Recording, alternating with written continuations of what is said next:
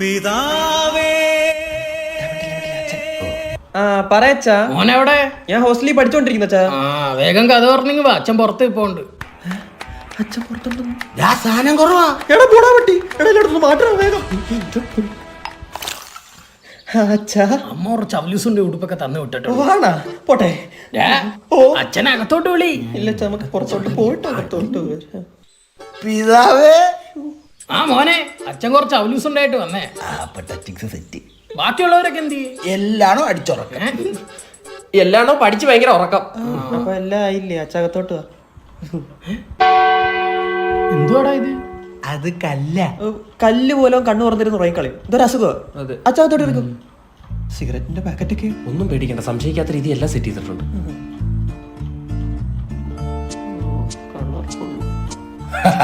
സംശയമേ ഇല്ല. എന്തു